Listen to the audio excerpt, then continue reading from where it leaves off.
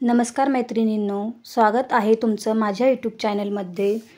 आज मी रक्षाबंधन स्पेशल अशी मिठाई बनवणार आहे। ती म्हणजे रवा आणि बेसन यापासून मी छान अशी बर्फी बनवणार आहे। तर बर्फी तुम्हाला आवडल्यास व्हिडिओला छान कमेंट्स करा। तर इथे मी घेतलेले आहे 1 कप बेसन पीठ। कपाचंच मेजरमेंट ठेवलेलं आहे मी। त्यानंतर अर्धा कप घेतलेला आहे रवा। हे सर्व मिक्स करून घ्यायचे व्यवस्थित आणि थोडं लाल होईपर्यंत भाजून घ्यायचं। छान असं थोडा नॉर्मल गोल्डन कलर येऊ द्यायचा त्याला। तोपर्यंत व्हिडिओला लाईक करा, सबस्क्राइब करा, छान अशी कमेंट्स करा। हे बघा छान असं लाल झालेलं आहे। त्यानंतर मी इथे घेतलेला आहे 1 कप तूप। तुपाचं पण 1 कपाचं मेजरमेंट आहे। तर मी तुपामध्ये व्यवस्थित असे परत पीठ भाजून घेणार आहे। हे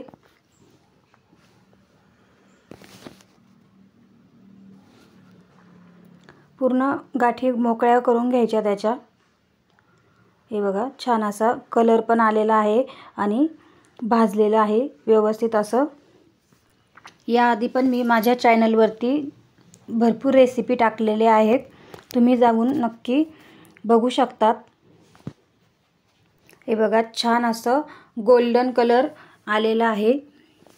त्यानंतर मी येथे टाकलेले आहे दूध। मी अर्धी वाटी दूध घेतलेले आहे।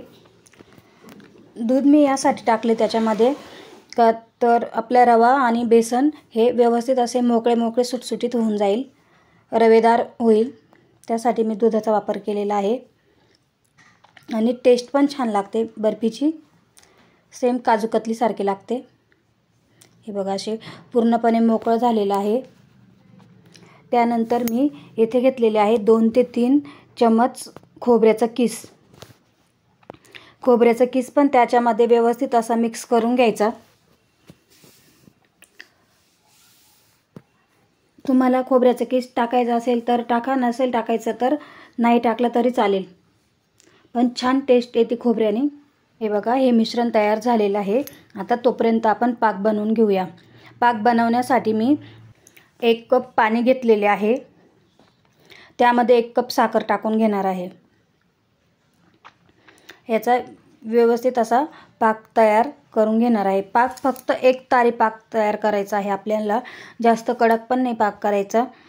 त्यानंतर मी वेलची टाकलेली आहे थोडी चवीनुसार।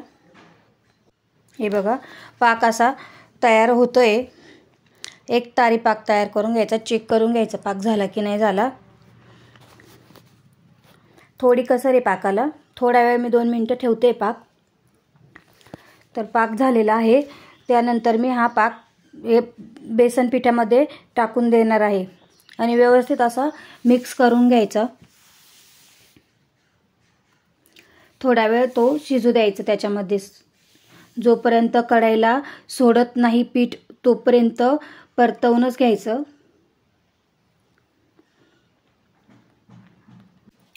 हे बघा तो पाणी लगेच शोषलं जातं, ते छान असं कोरडं झालेलं आहे। मिक्स करतच राहायचं जेणेकरून ते खाली लागणार नाही, डागणार नाही, काही नाही, त्यासाठी मिक्स करतच राहायचं। किती छान असं घट्ट झालेलं आहे। त्यामध्ये मी टाकणार आहे थोडा पिवळा कलर। कलरने आपली बर्फीला छान असा टेक्स्चर येईल। हे बघा कलर पण व्यवस्थित असा मिक्स करून घ्यायचा।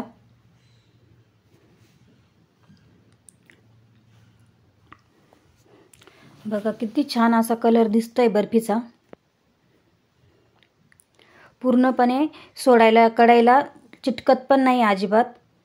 अशा प्रकारे पीठ तयार करून घ्यायचं बर्फीचं। हे बघा कढईला थोडं सुद्धा चिटकत नाहीये। तर मी आता बर्फी झालेली आहे, पेस्ट झालेला आहे। आता मी बर्फी लावून घेते एका ताटाला। मी ताटामध्ये तेल लावलेलं होतं, तर त्या ताटामध्येच मी टाकून देणार आहे हा बर्फीचा बेस.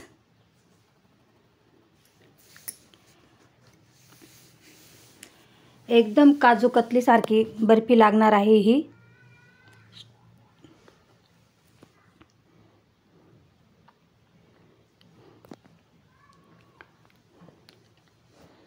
पूर्ण प्लेन झालेलं आहे, व्यवस्थित असं प्लेन करून घेतलेलं आहे मी. त्यानंतर मी थोडे बदामाचे पीस पण टाकलेले आहे त्यामध्ये त्यावरती सजावटीसाठी.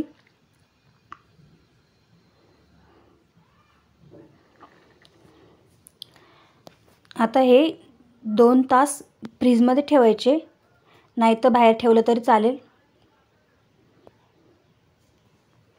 हे बघा छान असं तयार झालेलं आहे. 2 तास मी फ्रीजमध्ये ठेवलेले होते. चला आता पाहिजे तशा आकाराचे तुम्ही वड्या कापू शकतात त्याच्यावाल्या. कापले पण एकदम व्यवस्थित असे इझी जातं.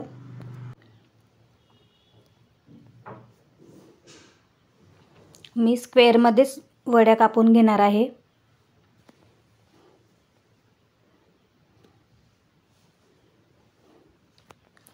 छान अशी बर्फी रक्षाबंधनसाठी नक्की बनवून बघा. हे बघा निघायला पण एकदम इझी. चला तर मग झटपट अशी रेसिपी बनवून तयार करूया घरच्या घरी.